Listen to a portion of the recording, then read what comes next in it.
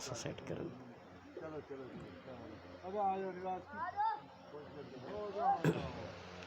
مجلس کی قبولیت کے لیے صلوات پڑھیں.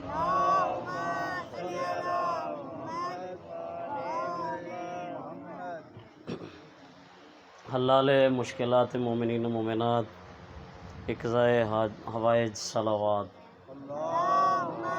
صلی علی محمد روحی و ارواح العالمین علیہ تراب مقدم الفدا، سرکار قائم آل محمد کے جلد ظہور کے لیے صلوات.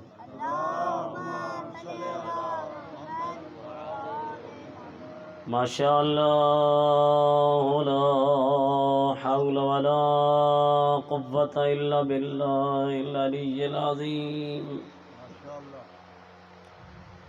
اعوذ باللہ من الشیطان اللعین الرجیم. بسم اللہ الرحمن الرحیم. رب اشرح لی صدری ویسر لی امری واحلل عقدۃ من لسانی یفقہوا قولی. الحمدللہ رب العالمین بارئ الخلائق اجمعین، والصلاة والسلام علی اشرف الانبیاء والمرسلین، سیدنا و نبینا و شفیع ذنوبنا و طبیب نفوسنا، حبیب الہ العالمین ابی القاسم محمد.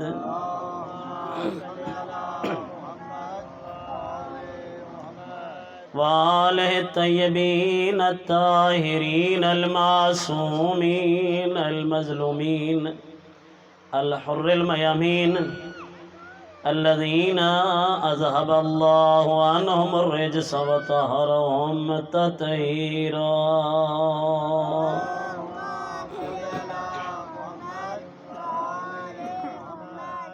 ورحمۃ اللہ علی موالیہم ومحبیہم وشیعتہم اجمعین، ولعنۃ اللہ علی اعدائہم اجمعین ملعونین من الآن الى قیام یوم الدین. اما بعد فقد قال رسول اللہ صلی اللہ علیہ وآلہ وسلم حبی وحب اہل بیتی اساس الاسلام. وقال فی مقام الآخر ان الحسین مصباح الہدی وسفینۃ النجات. صلوات پڑھیں.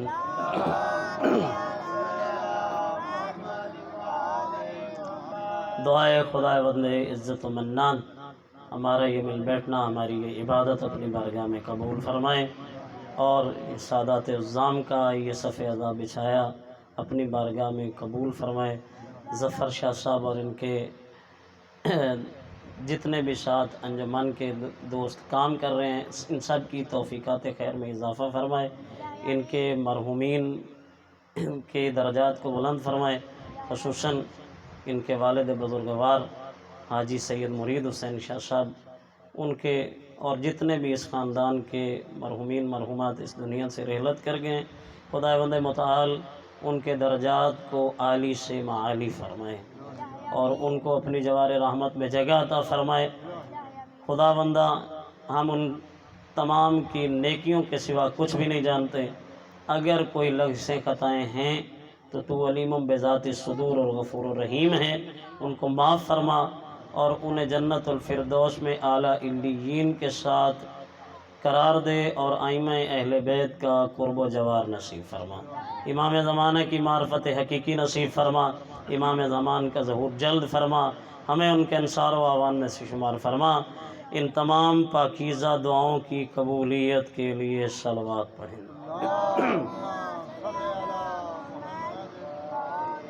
خداوند متعال نے انسان کو خلق کیا، انسان کو خلق کرنے کے بعد خوبصورت شکل عطا کرنے کے بعد اس کی تخلیق کا تذکرہ کچھ یوں فرمایا ہے. فرماتا ہے سورہ 3 میں لَقَدْ خَلَقْنَا الْإِنسَانَ فِي أَحْسَنِ تَقْوِيمٍ، ہم نے انسان کو احسن تقویم میں خلق کیا ہے. ثُمَّ رَدَدْنَاهُ أَسْفَلَ سَافِلِينَ، جب اس کی تخلیق احسن تقویم میں ہوئی ہے تو پھر یہ انسان اپنی سیاکاریوں کی وجہ سے اپنے آپ کو دھکیلتا ہے اور اسفل سافلین کا مصداق بن جاتا ہے. اِلَّا الَّذِينَ آمَنُوا وَعَمِلُوا الصَّالِحَاتِ، مگر وہ لوگ جو صاحبان ایمان ہیں، وَعَمِلُوا الصَّالِحَاتِ اور عمل صالح انجام دیتے ہیں، فَلَهُمْ اجر غیر ممنون، ان کے لیے غیر ممنون اجر ہے. یعنی انسان کو اتنا بلند کیا ہے کہ انسان کو شکل و صورت بھی خوبصورت عطا کی، دوسرے مخلوقات کی نسبت اس کو چیزوں کے درمیان تمیز کرنے کا بھی مادہ کی صلاحیت زیادہ دی. کسی بھی مخلوق کے پاس عقل کی طاقت نہیں ہے، فقط اور فقط ہے تو حضرت انسان کے پاس ہے. اور پھر اس انسان کی ہدایت کا بندوبست کیا ہے، 1 نہیں 2 نہیں 10 نہیں 100 200 نہیں بلکہ 1,24,000 انبیاء بھیجے اس کی ہدایت کے لیے. وہ ایسا عادل خالق ہے کہ اس نے ہدایت لینے والے بعد میں بھیجے، ہدایت دینے والے کو پہلے بھیجا. اور یہ پہلے اس کی ہدایت کا بندوبست اسی لیے کیا کہ تاکہ یہ انسان کل کو یہ اعتراض نہ کر سکے، خدا بندہ ہمارے لیے تو کوئی ہدایت کی سبیل نہ تھی، ہم کیسے ہدایت حاصل کرتے اور تیرے احکامات کو کیسے سمجھتے. انسان کی اس تیز تراری کو بند کرنے کے لیے، اس اعتراض کو ختم کرنے کے لیے اللہ نے آدم سے لے کر خاتم تک کے لیے سب کے سب معصوم نمائندے بھیجے. اور وہ آ کر اپنے اپنے انداز سے انسان کی تعلیم و تربیت اور اس کو ہدایت کا راستہ دکھاتے رہے. اللہ کی ذات نے قرآن مقدس میں سورہ دہر میں فرمایا کہ اِنَّا هَدَيْنَاهُ السَّبِيلَ اِمَّا شَاكِرًا وَإِمَّا كَفُورًا، کہ اے انسان ہم نے تجھے ہدایت کا راستہ دکھلا دیا ہے، اب تیرا کنٹرول ہے، تیرے اپنے بس کی بات ہے، اس ہدایت پہ شکر گزار ہو جا یا اس کا انکار کر کے کافر ہو جا. توجہ ہے شاہ جی، توجہ ہے. یعنی اللہ یہ سمجھانا چاہتا ہے کہ آدم سے مل جا تیری مرضی، ابلیس سے مل جا تیری مرضی، ابراہیم سے مل جا تیری مرضی، نمرود سے مل جا تیری مرضی، موسیٰ سے مل جا تیری مرضی، فرعون سے مل جا تیری مرضی، تو محمد مصطفیٰ سے مل جا تیری مرضی، ابو جہل سے مل جا تیری مرضی، علی حیدر کرار سے مل جا تیری مرضی، امیر شام سے مل جا تیری مرضی، حسین سے مل جا تیری مرضی، یزید کا راستہ اختیار کر تیری مرضی. راستے 2 ہیں، ایک ہدایت کا ہے، ایک کفر کا ہے. جس پہ چلے گا اسباب اسی کے فراہم ہوں گے اور جس انداز سے چلے گا اجر بھی وہی ملے گا. نعرہ حیدری. کیا خیال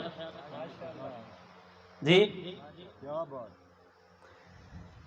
یعنی جب حضرت آدم علیہ السلام کی تخلیق ہوئی اور اللہ کی ذات نے وہ ارشاد فرمایا کہ اِذْ قَالَ رَبُّكَ لِلْمَلَائِكَةِ إِنِّي جَاعِلٌ فِي الْأَرْضِ خَلِيفَةً، کہ اس وقت کو یاد کرو کہ جب تیرے رب نے فرشتوں سے کہا کہ میں زمین میں اپنا ایک نائب بنانے والا ہوں، تو فرشتوں نے کیا کہا تھا؟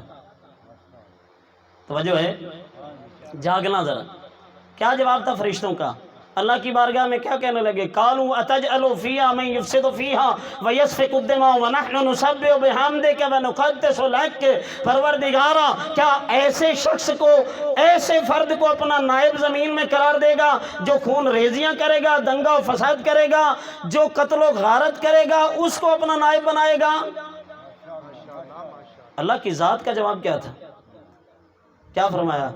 قال انی اعلم ما لا تعلمون، جو کچھ میں اسرار خلقت بشر کے بارے میں جانتا ہوں تم،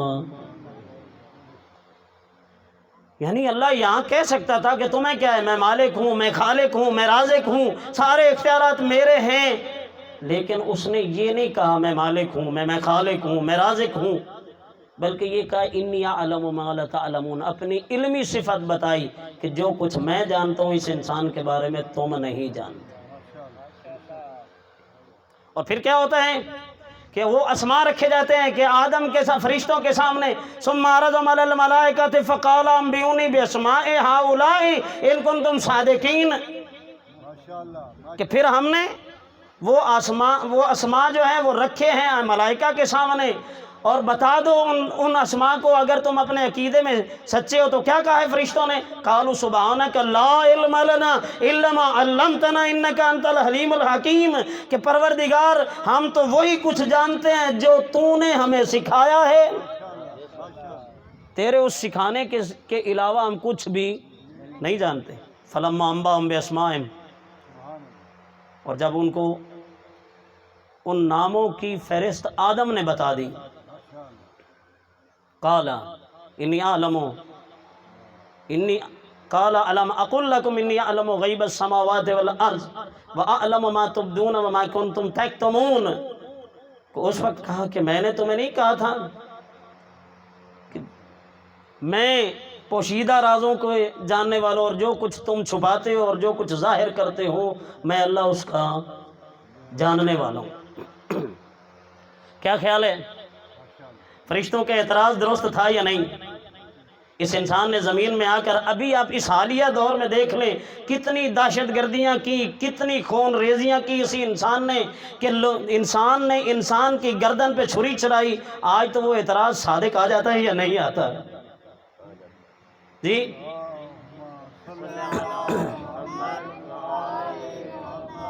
کیا خیال ہے، وہ صادق آتا ہے یا نہیں آتا؟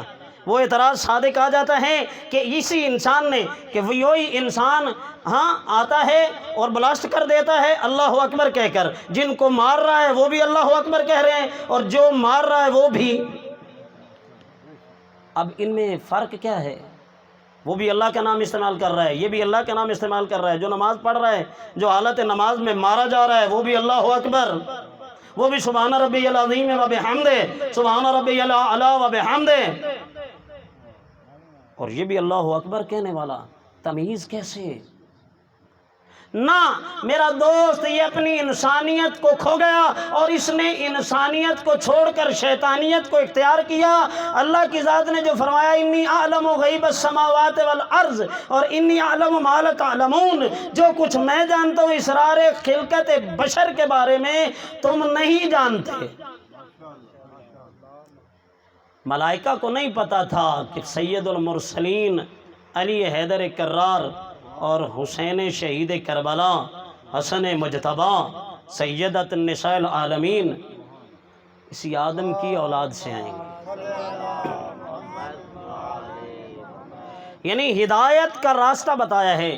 سارے انبیاء آئے ہیں اللہ کا پیغام لے کر اور اصلاً دین اسلام پہنچایا ہے۔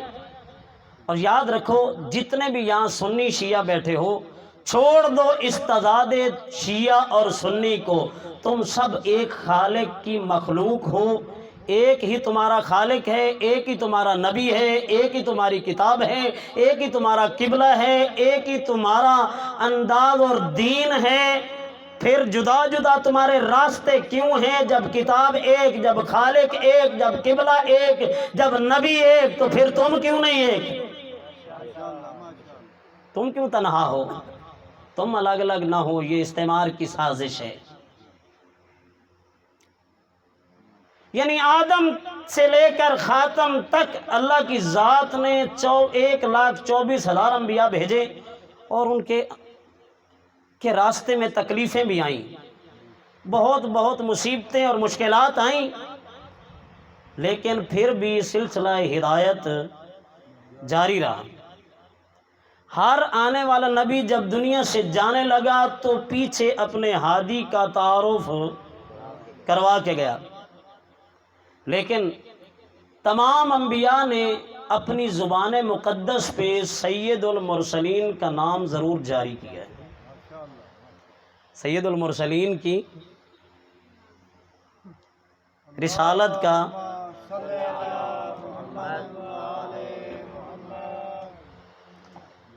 ٹھیک ہے نا، ہر نبی نے اپنی اپنی محفل میں اپنی امت کے سامنے جو بھی مشکل ان پہ آئی، چاہے وہ کوئی آزمائش ہو، اس آزمائش میں پورا اترنے کے لیے یا کسی حاجت روائی کے لیے، تو انہوں نے دعا ان کے نام کے ذریعے سے مانگی ہے۔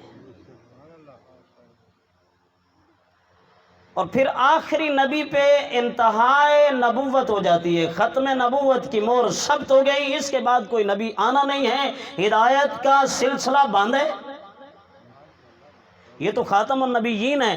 قرآن پڑھیے نا، قرآن میں کیا فرماتا ہے اللہ؟ ما کان محمد ابا احد من رجالکم ولکن رسول اللہ وخاتم النبیین وکان اللہ بکل شیء علیما، کہ محمد تمہارے مردوں میں سے کسی کے باپ نہیں ہیں، ولیکن رسول اللہ، وہ تو اللہ کے رسول ہے، وخاتم النبیین، اور سلسلہ انبیاء کو ختم کرنے والے ہیں، وکان اللہ بکل شیء علیما، اللہ ہر چیز کے جاننے والا ہے۔ کیا خیال ہے؟ یعنی پیغمبر اسلام تک یہ سلسلہ منتہی ہو گیا،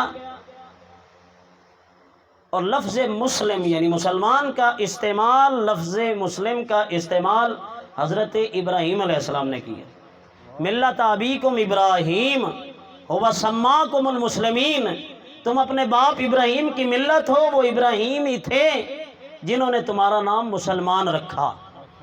مسلم کس کو کہتے ہیں؟ اللہ کے اطاعت گزار کو، اللہ کا اطاعت گزار ہوتا ہے مسلمان۔ یعنی پیغمبر اسلام نے اس دین کو پہنچانے کے لیے بڑی زحمتیں، تکلیفیں، مشکلات صحیح، اور پیغمبر اکرم کا اپنا فرمان ہے، ما اوذی النبی کما اوذی قط، کسی نبی کو اتنی اذیت نہیں دی گئی جتنی مجھ محمد کو دی گئی۔ اس کے بعد ہے تکمیل دین کا سلسلہ، اور یہ تو چلے جائیں گے دنیا سے اپنے ذمہ داری کو ادا کر کے۔ پیغمبر نے کوئی اور بھی سلسلہ دیا ہے یا نہیں؟ اس دین کی اساس کیا قرار دیا ہے؟ اللہ کے نبی نے کیا فرمایا؟ سنو وہ حدیث پیغمبر کی، فرمایا حبی و حب اہل بیتی اساس الاسلام، میری محبت، میری اہل بیت کی محبت اسلام کی بنیاد ہے۔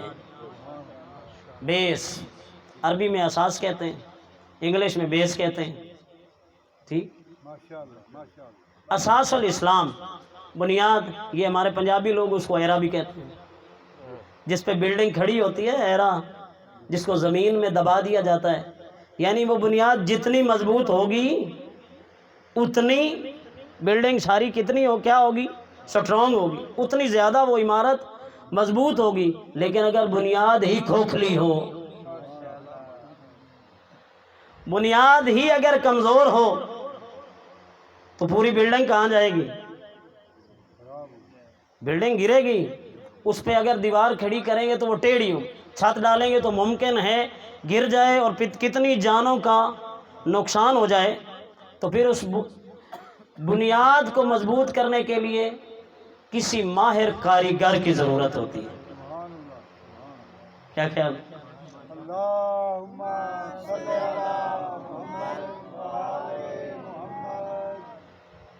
اور ماہر ترین قدرت والا کون ہے؟ اللہ۔ اس نے بنیاد رکھی ہے اسلام کی، اور اسلام کی مضبوط بنیاد قرار دیا ہے محمد والے محمد کی محبت کو، محمد والے محمد کی محبت کو۔ پیغمبر فرماتے ہیں بعض روایات میں 4، بعض روایات میں 5 مقامات ہیں کہ جہاں میری اور میری اہل بیت کی محبت انسان کے کام آئے۔ فرمایا جب فرشتہ اس کی روح قبض کرے گا اس وقت، اور جب اس کو غسل دے کر قبر میں لے جایا جائے گا، قبر میں اتارتے وقت اور پھر اتارنے کے بعد قبر کے اندر 34 مقام حساب و کتاب کے وقت، اور 5واں حساب و کتاب کے بعد جنت میں۔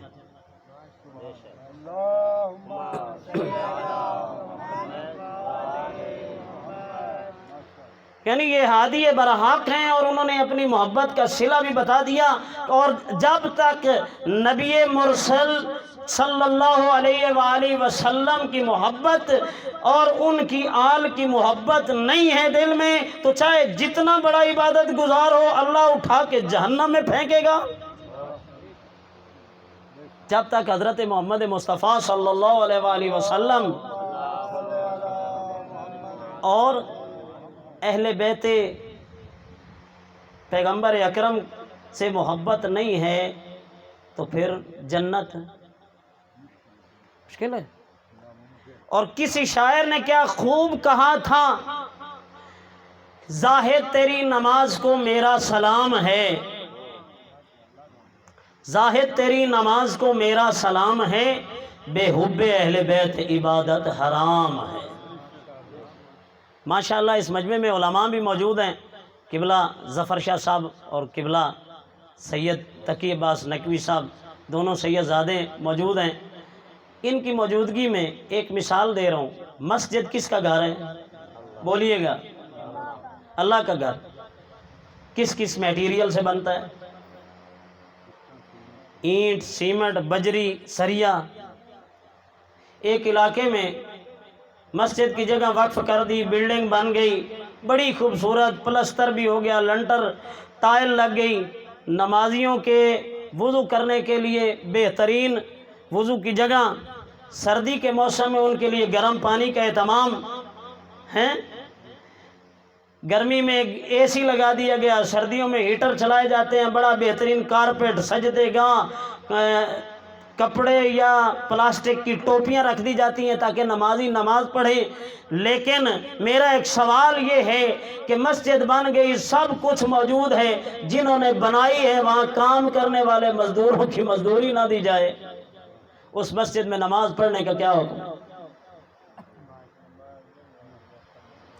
مزدوری نہ دی جائے۔ پیغمبر کی حدیث ہے نا، وہ تو اجیرا قبل ان یجف ارقہ، مزدور کو اس کی مزدوری دو اس کا پسینہ خشک ہونے سے پہلے۔ مسجد بڑی شاندار بن گئی لیکن ان مزدوروں کی مزدوری نہ دی گئی، اس میں نماز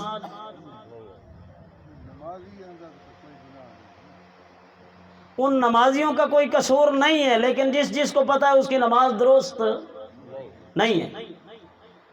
یعنی مثال یہ ہے کہ جب تک ایک چھوٹی سی مسجد میں ان بنانے والے مزدوروں کی مزدوری نہ دی جائے تو وہاں نماز، اور جس دین میں آل محمد کی محبت نہ ہو، نعرہ حیدری، نعرہ تکبیر، نعرہ رسالت، نعرہ حیدری، یعنی اہل بیت اطہار کی محبت نہ ہو تو پھر وہ دین، وہ نمازی، وہ روزے، وہ حج، وہ زکوٰۃ، وہ صدقات، وہ خیرات کدھر جائیں؟ جب تک حب اہل بیت نہیں ہے، محبت اہل بیت، ولائے آل محمد ہے، تو پھر بندے کو اس کی عبادتوں کا فائدہ ہے۔ جب تک ولائے آل محمد نہیں ہے تو پھر عبادت کا بھی کوئی فائدہ نہیں ہے۔ عبادت کا فائدہ بھی اسی کو ہے جس کے دل میں ہے علی ولی کی محبت۔ یاد رکھیں میرے دوست، میرے بزرگ، اس دنیا کے اندر سب سے بڑی خباثت، سب سے بڑی نجاست ہے بغض علی، اور سب سے بڑی طہارت ہے محبت علی۔ اور میں نہیں کہہ رہا، جہاں اے میرے بزرگ، اے میرے دوست، اٹھاؤں جنابی المودت اور برادران اہل سنت کی یہ کتاب کہ پیغمبر اسلام فرماتے ہیں من مات علی بغض آل محمد مات کافرا، جو آل محمد کے بغض پہ مرا وہ کافر مرتا ہے۔ نعرہ حیدری، یا علی، جو آل محمد کے بغض پہ مرتا ہے وہ کافر مرتا ہے. من مات علی بغض آل محمد ماتا منافقا، جو بغض آل محمد پہ مرتا ہے وہ منافق ہو کر مرتا ہے. یعنی اللہ کے رسول نے یہ وعید بھی سنائی ہے. محبت اہل بیت تیرے ہر عمل میں کام آئے گی. اور یاد رکھ، جس ہستی کا عشرہ منا رہا ہے حضرت امام حسین علیہ السلام بھی اسی خانوادہ کے ایک فرد کا نام ہے. ان سب کی محبت میں شامل ہے امام حسین. لیکن یاد رکھ، ایک اور عظمت اللہ کے نبی نے اپنے اس نواسے کو دی ہے اور فرمایا ہے کہ احب اللہ من احب حسینن، اللہ اس شخص سے محبت کرتا ہے جو حسین سے محبت کرتا ہے. حسین سے محبت کرتا ہے. کتنا پیارا ہے اللہ کے نبی کو حسین. ایک دن تھکے ہوئے آتے ہیں، مصائب نہیں پڑھنا چاہتا، ایک روایت نقل کر کے پھر مصائب کی طرف بڑھتے ہیں. مسند احمد ابن حنبل، ہماری جان اہل سنت، کیونکہ آیت اللہ سیستانی نے فرمایا کہ اہل سنت کو فقط بھائی نہ کہو بلکہ یہ کہو کہ اہل سنت ہماری جان ہے. فرقہ واریت کو مت ہوا دو، محبتیں پیدا کرو، اپنے معاشرے کے اندر حسن اخلاق پیدا کرو. ہاں، یہ واحد وہ مرکز ہے مجلس امام حسین جس میں ہر طبقہ انسانی آ سکتا ہے، چاہے وہ کسی بھی مسلک سے، کسی بھی مذہب سے تعلق رکھتا ہو، اس کو آنے کی اجازت ہے. وہ بھی امام حسین کا عزادار ہے، اس کا احترام کرنا واجب ہے. اس نسبت سے کہ وہ امام حسین علیہ السلام کا کیا ہے؟ محب ہے، محبت کرتا ہے. محبت حسین کی نسبت سے اس کا احترام کرنا واجب ہے نا؟ اسی طرح ہے کہ نہیں؟ ہمارے دروازے سب کے لیے کھلے ہیں، ہم چھوٹی باتیں نہیں کرتے.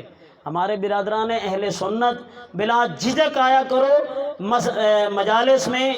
تمہارا بھی امام حسین علیہ السلام سے اتنا تعلق ہے جتنا ہم شیعوں کا ہے.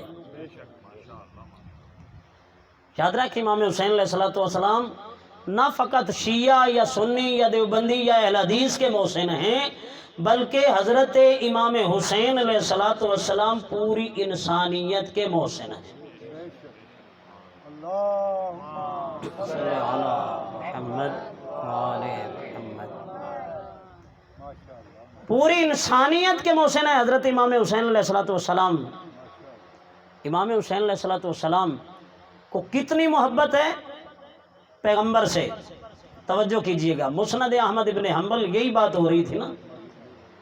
ایک دن پیغمبر اکرم تشریف لاتے ہیں اور جسم میں تھکاوٹ ہے. جناب ام المومنین حضرت ام سلمہ رضی اللہ عنہا کو حکم دیتے ہیں کہ ام سلمہ، میں اپنے حجرے میں جا رہا ہوں تھوڑی دیر کے لیے آرام کرنے کے لیے، میرے حجرے تک کسی کو نہیں آنے دینا. کیا جی توجہ ہے؟ جتنے سید بیٹھے ہو نا، یہ جملے ان کے لیے، باقی سب کے لیے بھی ہیں، بالخصوص سادات کے لیے. تمہارے جد کو اللہ نے کتنی عظمت عطا کی، کتنا عظیم ہے حسین. بی بی ام سلمہ فرماتی ہیں پیغمبر اپنے حجرے میں تشریف لے گئے، اور جب اپنے حجرے میں تشریف لے گئے اپنی یمنی چادر اوڑھ کے اللہ کے نبی سو گئے. بی بی فرماتی ہیں، یہ سوائے مورکہ میں بھی یہ واقعہ موجود ہے. بی بی فرماتی ہیں تھوڑی دیر گزری کہ حضرت امام حسین علیہ السلام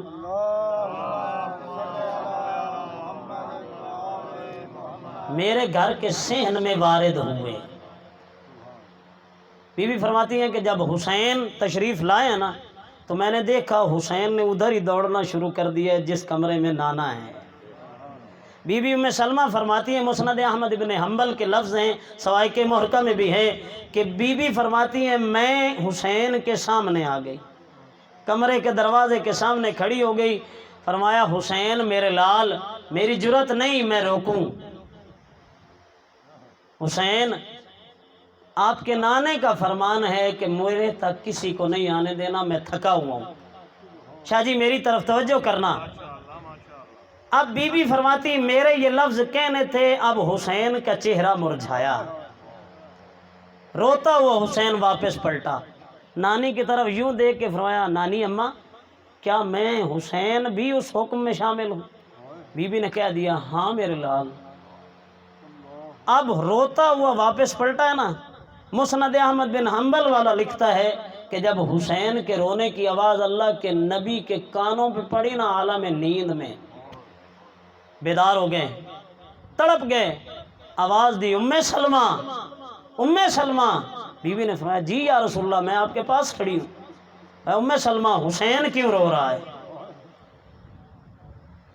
کہا یا رسول اللہ آپ نے خود حکم دیا تھا میرے نزدیک کسی کو نہیں آنے دینا، میں آج بہت تھکا ہوا ہوں۔ تو فرمایا پھر حسین آپ کی طرف آ رہا تھا، میں نے روک دیا۔ پیغمبر نے فرمایا ام سلمہ میں نے کب کہا تھا حسین بھی آئے تو اس کو روک دے، آنے دے۔ مسند احمد بن حنبل والا لکھتا ہے کہ جب نانا نے فرمایا نا کہ آنے دے، میں آگے سے ہٹی ہوں، دوڑ کے شہزادہ نانا کے پاس گئے۔ بی بی فرماتی ہیں کہ میں نے دیکھا اللہ کے نبی نے کہ پاؤں پہ حسین چڑھے، پھر رانوں پہ، پھر زانوؤں پہ، شکم پہ جب حسین کے قدم آئے، دونوں ہاتھ اللہ کے نبی نے یوں بڑھائے، دونوں انگلیاں، حسین نے اپنے ہاتھوں سے نانا کی انگلیاں پکڑی، پیغمبر آہستہ آہستہ پیچھے کرتے گئے۔ جب شکم مبارک سے آگے سینہ اقدس پہ حسین کے قدم آئے نا، پیغمبر نے اپنے دونوں ہاتھ بڑھا کے بیٹے کو سینے سے لگا لیا۔ بی بی فرماتی ہیں رو رہے ہیں پیغمبر اکرم، اور بیٹے کے کبھی سر کو چومتے ہیں، کبھی پیشانی کو چومتے ہیں، کبھی چہرے کو چومتے ہیں، کبھی اس گردن کو چومتے ہیں جس پہ شمر لعین کا خنجر چلے گا۔ برداشت نہیں کیا۔ میں پوچھتا ہوں یا رسول اللہ آج آپ زندہ ہیں، آپ ظاہری حیات میں ہیں، یا رسول اللہ آپ کے جانے کے بعد 50 سال گزرے گا، یہی حسین مدینے کی گلیوں میں روتا ہوا جائے گا؟ یا رسول اللہ کیسے برداشت کیا ہوگا جب حسین روتا ہوا مدینے کی گلیوں سے گیا؟ آج یکم محرم ہے نا، 2 محرم کی شب ہے، 28 رجب کی شب پیغمبر کی قبر مبارک پہ امام حسین علیہ السلام قرآن کی تلاوت کر رہے تھے۔ قاصد آیا ہے حاکم مدینہ کا کہ آپ کو دربار میں بلایا ہے۔ عزادارو امام وہاں سے قرآن کو بند کر کے رکھ کے گھر چلے ہیں۔ حسین جب گھر داخل ہوئے نا، حالت حسین کی کیا تھی؟ تمام مقاتل والوں نے لکھا ہے کہ روتے ہوئے گھر میں داخل ہوئے۔ وہ بہن جس نے ماں کے پہلو پہ گرتا ہوا دروازہ دیکھا، بابے کے زخمی سر پہ مرہم پٹیاں کی، بھائی حسن کے جنازے سے تیر کھینچے، جب بھائی کو روتا ہوا دیکھا نا تڑپ گئی زہرا زادی۔ فرمایا حسین کیوں روتا ہے؟ فرمایا اے دختر زہرا مجھے حاکم مدینہ میں دربار میں طلب کیا ہے۔ فرمایا مدینہ کے حاکم نے؟ ہاں۔ اب روایت یہ کہتی ہے، بحر المصائب والے نے بھی اور ریاض القدس والے اور دیگر علماء نے لکھا ہے کہ بی بی پہلے تھوڑا سا فاصلے پہ کھڑی تھی، جب لفظ دربار آیا نا حسین کے قریب آ گئی اور ابا کو مضبوطی سے پکڑ لیا۔ فرمایا حسین اکیلے نہیں جانے دوں گی۔ کہا اے دختر زہرا میں جانتا ہوں میرے قاتل نہیں ہیں، یہاں مجھے یہ قتل نہیں کر سکتے۔ فرمایا ان درباروں سے میرا اعتبار اٹھ گیا ہے جب سے میری ماں کو انہوں نے خالی لوٹایا۔ آواز دی اکبر، اونو محمد، قاسم، عباس، سارے جوانان بنی ہاشم آئے۔ عباس آئے ہیں، سر جھکا ہوا ہے، سلام کر کے کہتے ہیں دختر علی نوکر کو بلایا، نوکر کو بلایا ہے بھائی، لیکن اپنے آپ کو زینب کا نوکر سمجھتا ہے۔ کہا عباس حسین جا رہے ہیں دربار میں، جاؤ بھائی کے ساتھ۔ عباس حسین میری امانت ہے تیرے حوالے۔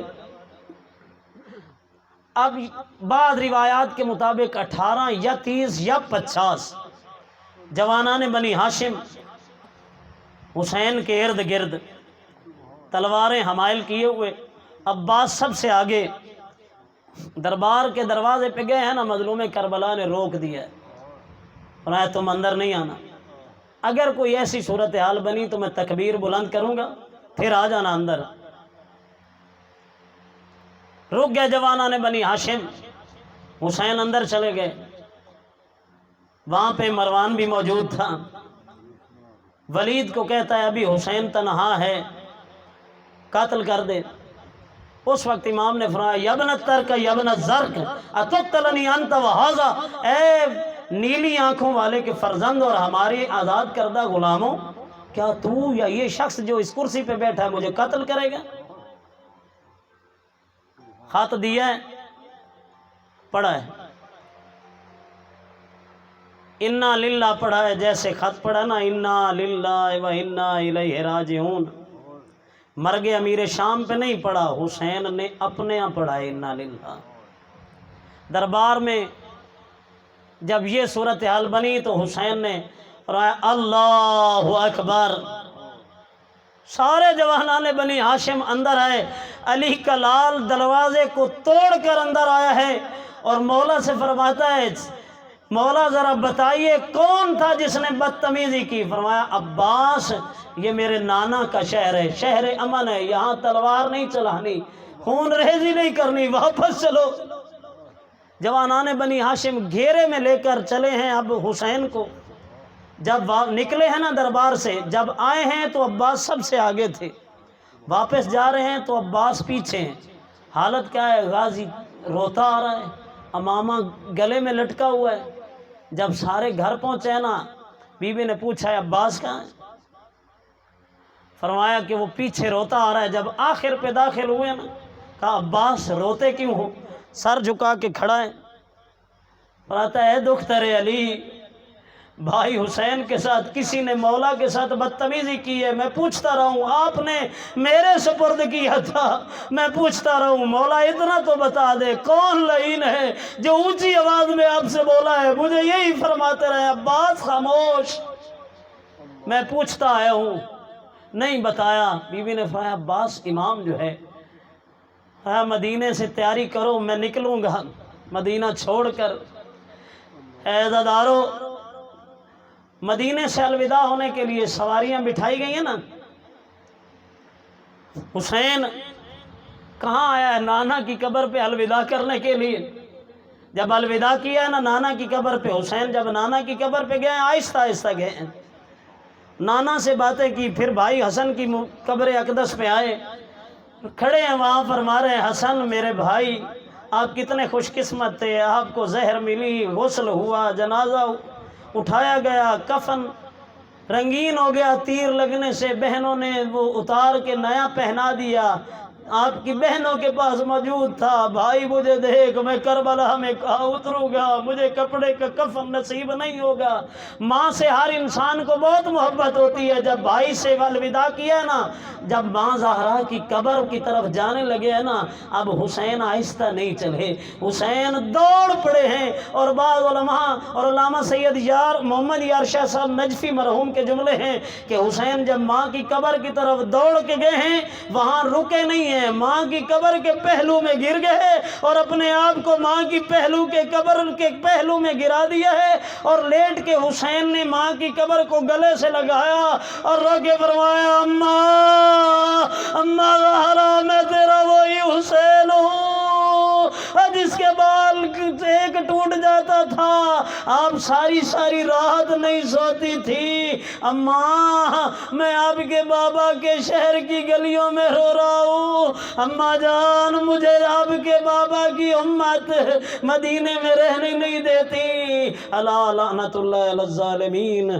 وسیعلم الذین ظلموا ای منقلب ینقلبون، وآخر دعوانا ان الحمد للہ رب العالمین وسیعلم الذین ظلموا ای منقلب